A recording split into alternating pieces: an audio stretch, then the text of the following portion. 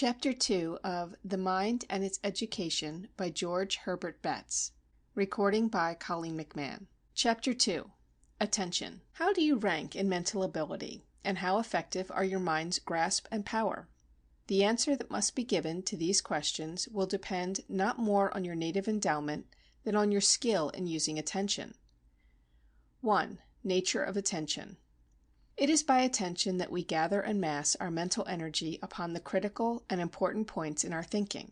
In the last chapter we saw that consciousness is not distributed evenly over the whole field, but piled up now on this object of thought, now on that, in obedience to interest or necessity. The concentration of the mind's energy on one object of thought is attention. The nature of attention. Everyone knows what it is to attend. The story so fascinating that we cannot leave it. The critical points in a game, the interesting sermon or lecture, the sparkling conversation, all these compel our attention. So completely is our mind's energy centered on them and withdrawn from other things that we are scarcely aware of what is going on about us. We are also familiar with another kind of attention, for we all have read the dull story, watched the slow game, listened to the lecture or sermon that drags, and taken part in conversation that was a bore. We gave these things our attention, but only with effort. Our mind's energy seemed to center on anything rather than the matter in hand. 1,000 objects from outside enticed us away, and it required the frequent mental jerk to bring us to the subject in hand. And when brought back to our thought problem, we felt the constant tug of mind to be free again. Normal consciousness always in a state of attention. But this very effort of the mind to free itself from one object of thought, that it may busy itself with another, is because attention is solicited by this other. Some object in our field of consciousness is always exerting an appeal for attention, and to attend to one thing is always to attend away from a multitude of other things upon which the thought might rest. We may therefore say that attention is constantly selecting in our stream of thought those aspects that are to receive emphasis and consideration. From moment to moment it determines the points at which our mental energy shall be centered. 2. The effects of attention. Attention makes its object clear and definite.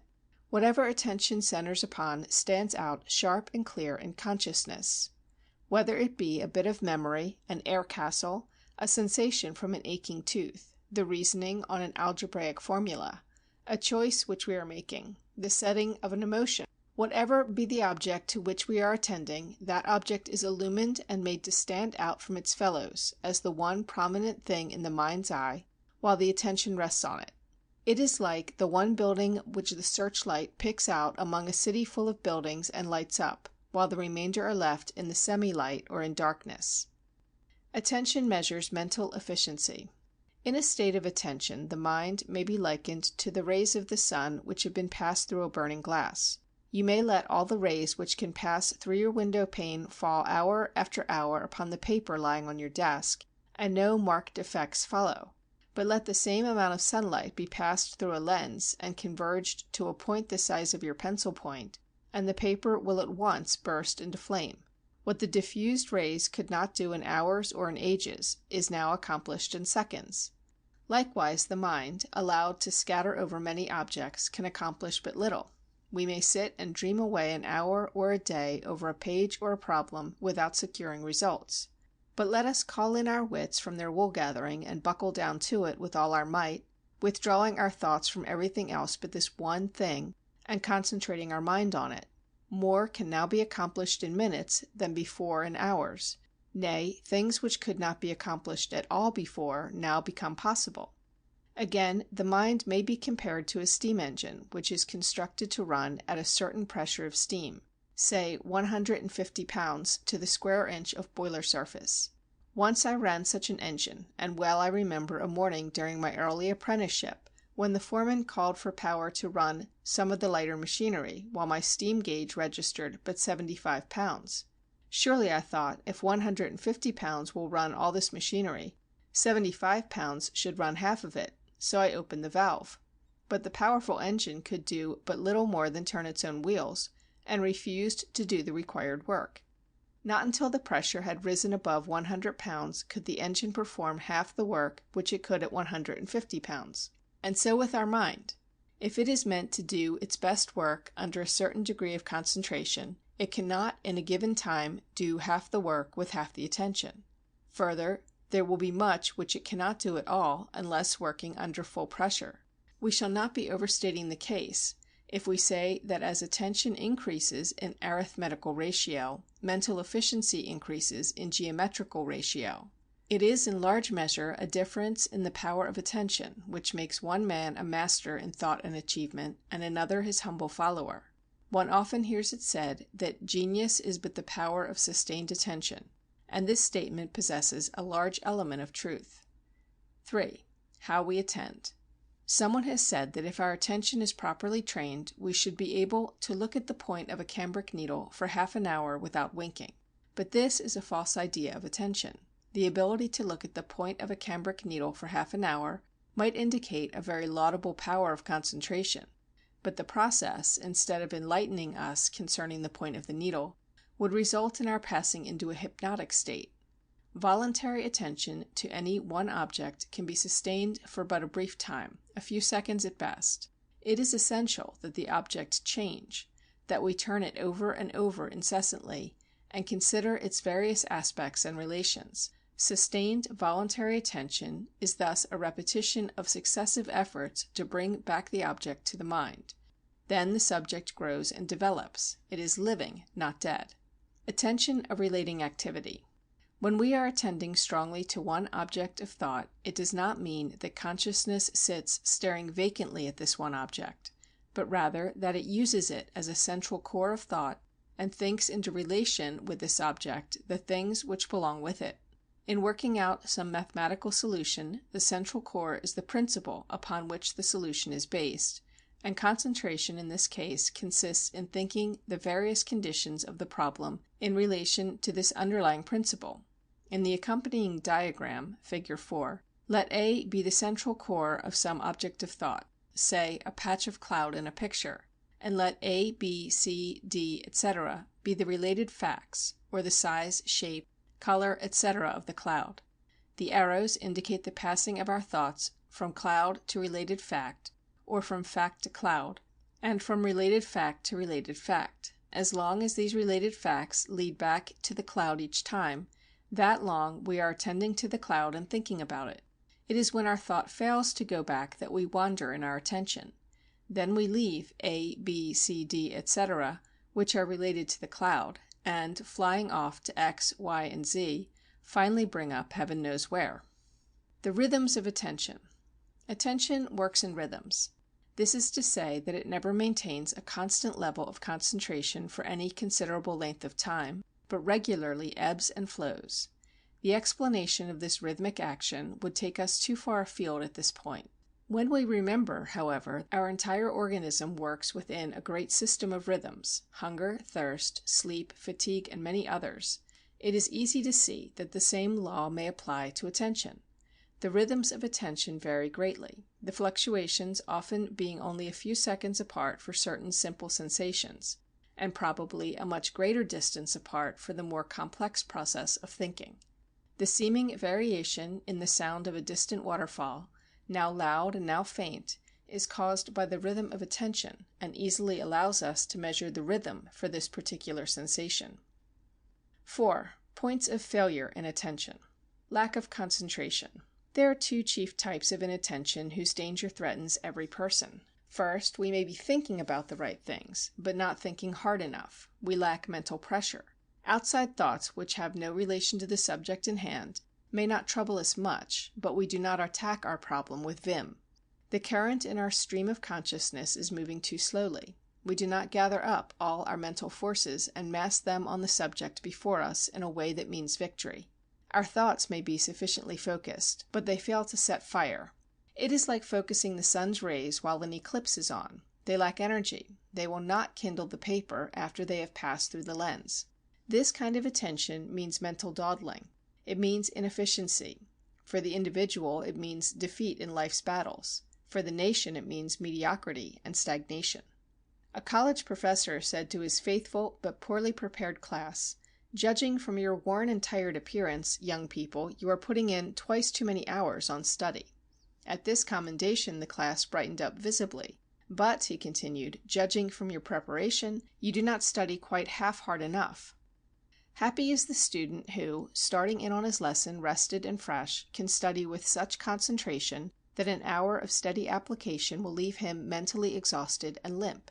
That is 1 hour of triumph for him, no matter what else he may have accomplished or failed to accomplish during the time. He can afford an occasional pause for rest, for difficulties will melt rapidly away before him. He possesses one key to successful achievement. Mental wandering.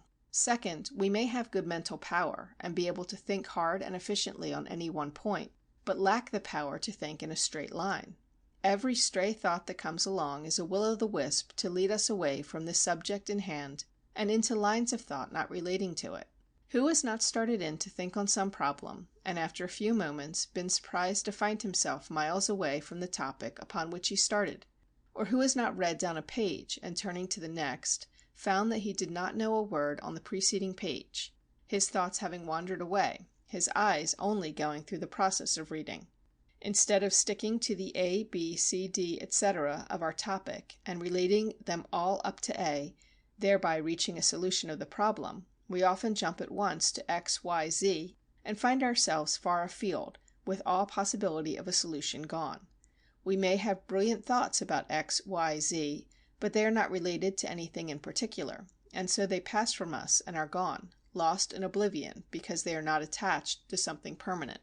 Such a thinker is at the mercy of circumstances, following blindly the leadings of trains of thought which are his master instead of his servant, and which lead him anywhere or nowhere without let or hindrance from him. His consciousness moves rapidly enough and with enough force, but it is like a ship without a helm. Starting for the intellectual port A by way of A, B, C, D, he is mentally shipwrecked at last on the rocks X, Y, Z, and never reaches harbor. Fortunate is he who can shut out intruding thoughts and think in a straight line. Even with mediocre ability he may accomplish more by his thinking than the brilliant thinker who is constantly having his mental train wrecked by stray thoughts which slip in on his right of way. 5. Types of attention. The 3 types of attention. Attention may be secured in 3 ways. 1. It is demanded by some sudden or intense sensory stimulus or insistent idea, or 2. It follows interest, or 3. It is compelled by the will.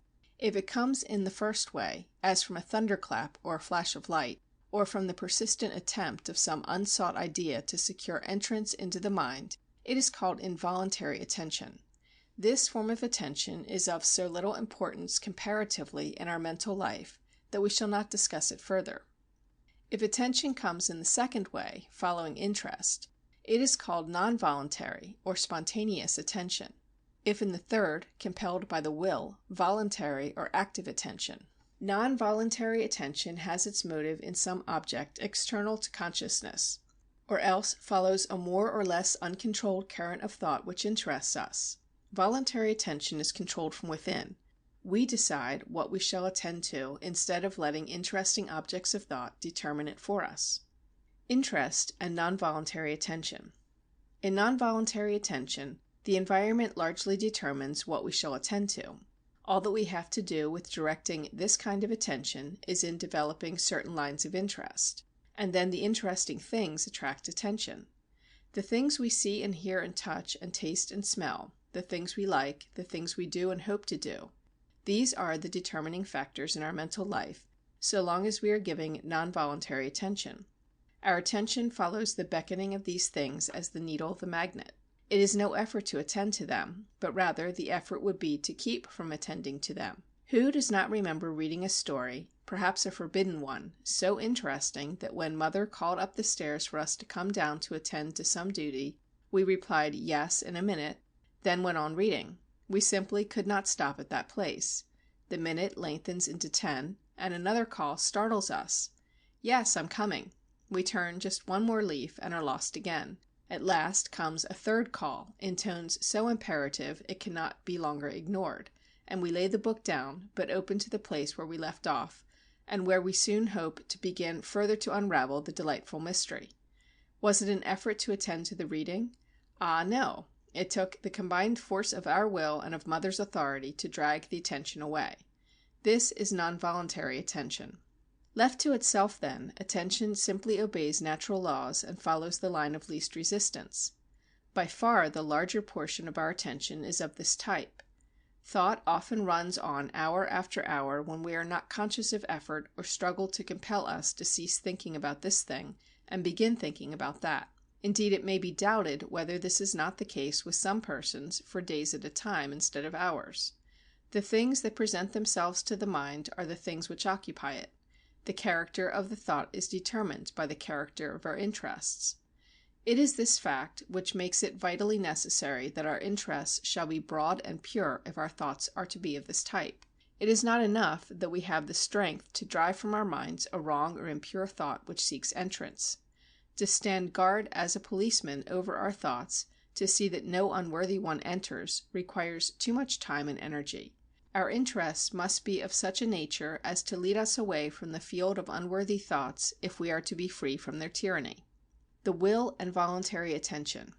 In voluntary attention there is a conflict, either between the will and interest, or between the will and the mental inertia or laziness, which has to be overcome before we can think with any degree of concentration.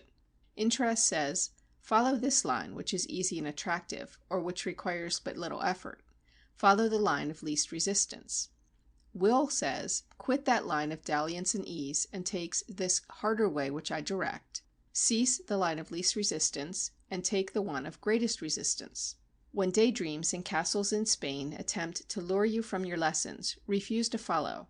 Shut out these vagabond thoughts and stick to your task. When intellectual inertia deadens your thought and clogs your mental stream, throw it off and court forceful effort. If wrong or impure thoughts seek entrance to your mind, close and lock your mental doors to them. If thoughts of desire try to drive out thoughts of duty, be heroic and insist that thoughts of duty shall have right of way. In short, see that you are the master of your thinking, and do not let it always be directed without your consent by influences outside of yourself. It is just at this point that the strong will wins victory and the weak will breaks down. Between the ability to control one's thoughts and the inability to control them lies all the difference between right actions and wrong actions, between withstanding temptation and yielding to it, between an inefficient, purposeless life and a life of purpose and endeavor, between success and failure. For we act in accordance with those things which our thought rests upon. Suppose two lines of thought represented by A and B respectively lie before you. That A leads to a course of action difficult or unpleasant, but necessary to success or duty, and that B leads to a course of action easy or pleasant, but fatal to success or duty. Which course will you follow, the rugged path of duty or the easier one of pleasure? The answer depends almost wholly, if not entirely, on your power of attention. If your will is strong enough to pull your thoughts away from the fatal but attractive B, and hold them resolutely on the less attractive A, then A will dictate your course of action, and you will respond to the call for endeavor, self-denial, and duty. But if your thoughts break away from the domination of your will, and allow the beckoning of your interests alone, then B will dictate your course of action, and you will follow the leading of ease and pleasure. For our actions are finally and irrevocably dictated by the things we think about. Not really different kinds of attention. It is not to be understood, however, from what has been said, that there are really different kinds of attention. All attention denotes an active or dynamic phase of consciousness. The difference is rather in the way we secure attention, whether it is demanded by sudden stimulus, coaxed from us by interesting objects of thought without effort on our part, or compelled by force of will to desert the more interesting and take the direction which we dictate. 6. Improving the power of attention. While attention is no doubt partly a natural gift, yet there is probably no power of the mind more susceptible to training than is attention. And with attention, as with every other power of body and mind, the secret of its development lies in its use. Stated briefly, the only way to train attention is by attending. No amount of theorizing or resolving can take the place of practice in the actual process of attending. Making different kinds of attention reinforce each other. A very close relationship and interdependence exists between non-voluntary and voluntary attention. It would be impossible to hold our attention by sheer force of will on objects which were forever devoid of interest. Likewise, the blind following of our interests and desires would finally lead to shipwreck in all our lives. Each kind of attention must support and reinforce the other. The lessons, the sermons, the lectures, and the books in which we are most interested, and hence to which we attend non-voluntarily and with the least effort and fatigue, are the ones out of which, other things being equal, we get the most and remember the best and longest. On the other hand, there are sometimes lessons and lectures and books, and many things besides, which are not intensely interesting, but which should be attended to nevertheless. It is at this point that the will must step in and take command. If it has not the strength to do this, it is in so far a weak will, and steps should be taken to develop it. We are to keep the faculty of effort alive in us by a little gratuitous exercise every day. We are to be systematically heroic to the little points of everyday life and experience. We are not to shrink from tasks because they are difficult or unpleasant. Then, when the test comes, we shall not find ourselves unnerved and untrained, but shall be able to stand in the evil day. The habit of attention. Finally, one of the chief things in training the attention is to form the habit of attending. This habit is to be formed only by attending whenever and wherever the proper thing to do is to attend, whether in work, in play, in making fishing flies, in preparing for an examination, in courting a sweetheart, in reading a book. The lesson or the sermon or the lecture may not be very interesting, but if they are to be attended to at all, our rule should be to attend to them completely and absolutely, not by fits and starts, now drifting away and now jerking ourselves back, but all the time. And furthermore, the ones who will deliberately do this will often find the dull and uninteresting task become more interesting. But if it never becomes interesting, he is at least forming a habit which will be invaluable to him through life. On the other hand, the one who fails to attend except when his interest is captured, who never exerts effort to compel attention, is forming a habit which will be the bane of his thinking until his stream of thought shall end. 7. Problems in observation and introspection. 1. Which fatigues you more, to give attention of the non-voluntary type or the voluntary? Which can you maintain longer? Which is the more pleasant and agreeable to give? Under which can you accomplish more? What bearing have these facts on teaching? 2. Try to follow for 1 or 2 minutes the wave in your consciousness, and then describe the course taken by your attention. 3. Have you observed one class alert in attention and another lifeless and inattentive? Can you explain the causes lying back of this difference? Estimate the relative amount of work accomplished under the two conditions. 4. What distractions have you observed in the schoolroom tending to break up attention? 5. Have you seen pupils inattentive from lack of 1. Change, 2. Pure air, 3. Enthusiasm on the part of the teacher, 4. Fatigue, 5. Ill health? 6. Have you noticed a difference in the habit of attention in different pupils? Have you noticed the same thing for whole schools or rooms? 7. Do you know of children too much given to daydreaming? Are you? 8. Have you seen a teacher rap the desk for attention? What type of attention was secured? Does it pay? 9. Have you observed any instance in which pupils' lack of attention should be blamed on the teacher? If so, what was the fault? The remedy? 10. Visit a schoolroom or a recitation, and then write an account of the types and degrees of attention you observed. Try to explain the factors responsible for any failures in attention, and also those responsible for the good attention shown. End of Chapter 2.